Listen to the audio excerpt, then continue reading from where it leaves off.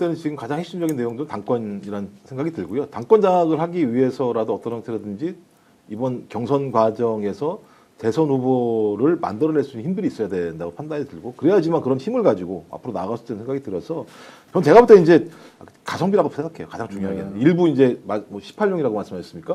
네. 18용 중에 이제 일부 제가 볼 때는 거의 한 다수겠죠. 열 몇 명 정도는 그냥 가성비를 가지고 나와서 얼굴을 비치고 뭐 자기 이후에 무슨 뭐 지방선거를 위해서거나 아니면 자기의 정치적인 예를 들면 상승 계단을 위해서건 이런 것들을 통해서 가장 짧은 시간 동안 자기를 가장 어필할 수 있고 홍보할 수 있는 계기로 활용하는 거라고 생각이 들고요. 아니 굳이 정치의 고관여층이 아니라도 일반 시민들이 다 알잖아요. 보면 저 사람들이 정말 오로지 좀 말씀하신 가성비 때문에 오로지 지 한 몸 안위를 챙기려고 나온 사람인지 아니면 그래도 비전을 가지고 국가 발전에 대한 뭐 생각을 가지고 나온지 알잖아요. 또 뻔히 보이잖아요. 이 사람도 얼굴에 써 있잖아요. 난 아니에요 이렇게. 근데 그러니까 그러면 앞으로 정치에 나가기는 어려운 거 아닌가요? 다 아시잖아요. 본인 부고장 아니면은 언론에 나오면 다 좋다라는 얘기가 아주 옛날 얘기입니다만 네네. 지금도 마찬가지입니다만 국민의힘에 있는 정치인들이 대중적인 사랑을 받을 턱이 없는데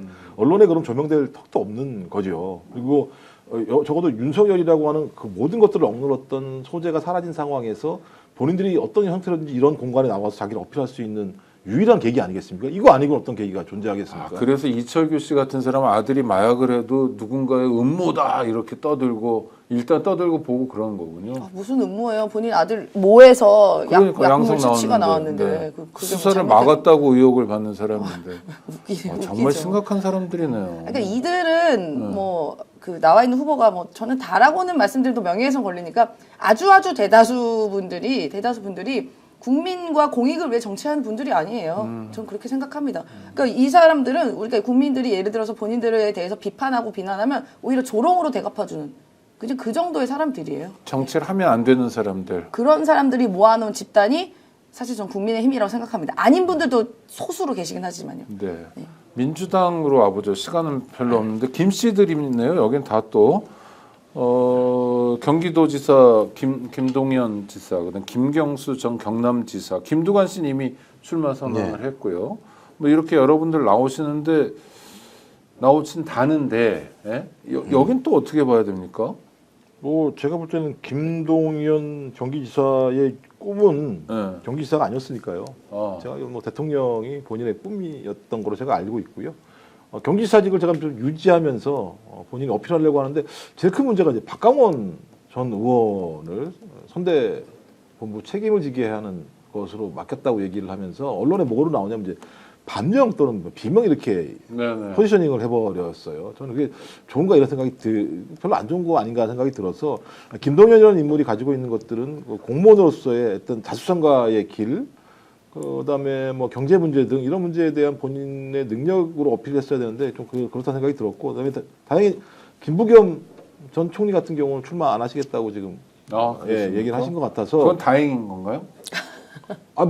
그건 다행이고 아니고 뭐 본인이 판단하신 문제인데 일단 국민의힘처럼 18년과 같은 컨벤션 효과는 나지 않을 것 같다. 많은 분들이 나오겠다고 하시지는 않는 것 같아서 전 몇 분 정도가 하실 것 같고 그래서 제가 볼 때 뭐 4인 정도면 경선 바로 들어갈 것 같고 4인 넘으면 아마 사전에 컷오프 절차가 좀 존재할 거라 생각이 들어서 뭐 민주당 같은 경우는 큰 파열음 없이 그냥 경선이 좀 쭉 진행이 되면서 이재명 당대표, 그러니까 전 당대표가 뭐 좀 대선 후보가 돼서 빨리 안정적으로 진영을 갖추고 그 이후에 이제 민주당이 해야 될 건 야권 전체의 단일 후보를 만들어내는 게 되게 중요하기 때문에 저는 오히려 그 다음 단계가 훨씬 더 우리에게 중요하고 소중한 과정이라 생각이 듭니다. 김부겸 전 총리 같은 경우에는 아무리 가성비 좋은 판이라 하더라도 떴다방처럼 장돌배기처럼 놀지는 않겠다 나는 그래도 일국의 총리를 지냈는데 뭐 이런 거라고 평가할 수 있겠네요. 왜냐하면 나오면 가성비가 좋고 그래도 대충 2등 할 각 아닙니까? 김부겸 총리가 지금까지 본 거로는.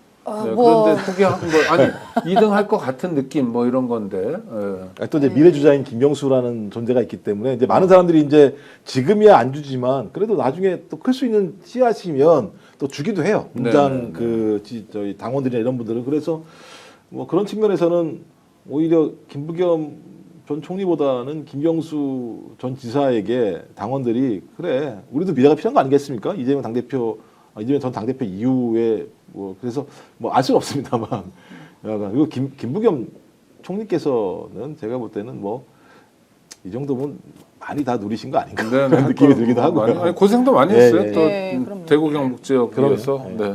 임세훈 소장님. 그 김부겸 전 총리 같은 건 원래 뭐 캠프도 꾸려졌다라는 얘기도 들리긴 했는데 지금은 또 윤석열 파면이라는 또 국가 위기의 상황에서 치러진 조기 대선이잖아요. 근데 아마도 이제 김부겸 전 총리 같은 거는 어떻게 보면 정치적 원로로서 뭔가 조언하고 국가적 해법을 마련하는 게 본인으로서 훨씬 더 나은 선택이다라는 그런 생각을 하신 것 같아요. 왜냐하면 어쨌든 후보로 나오게 되면 어느 정도 상처를 받을 수밖에 없잖아요. 뭐 2등을 했든 3등을 했든 그 과정에서. 그러다 보니까 그냥 원로로서 남는 게 어른으로서 남는 게 더 좋은 거 아닌가라는 생각을 하셨다라고 저는 생각이 듭니다. 근데 다만 이제 지금 뭐 많은 분들 김동연 지사, 김경수 전 지사, 김두관 전 지사 어떻게 보면 다 지사 출신이시네요. 네네. 이재명 대표도 지사 출신이시니까 네. 어떻게 보면 다 지사 출신이신 분들인데 전 선의의 경쟁과 가치 경쟁, 정책 경쟁으로 이게 굉장히 선거가 풍성하고 재밌고 축제처럼 됐으면 좋겠다라는 생각이 듭니다. 이 과정에서 괜히 뭐 후보에 대해서 뭔가 비난하고 비판하고 그 사람에 대한 약점을 막 드러내고 하는 건 지금의 상황, 특히나 이 윤석열 내란 수계가 아직도 처벌받지 못하고 있고 아직도 관저에 남아있고 그리고 그 나머지 있는 동조자들, 내란 공범들이 여전히 암약하고 있고 어떤 획책하고 있지 모르는 이 위기의 상황에서 치러지는 짧은 선거다 보니까 아무리 나의 승리와 표를 얻는 게 중요하겠지만 그거는 특히나 민주당 내에 있는 후보들끼리는 서로 좀 그런 비판과 비난 약간은 자제를 하는 게 저는 이 시기에 맞는 선거 방식이라 봅니다.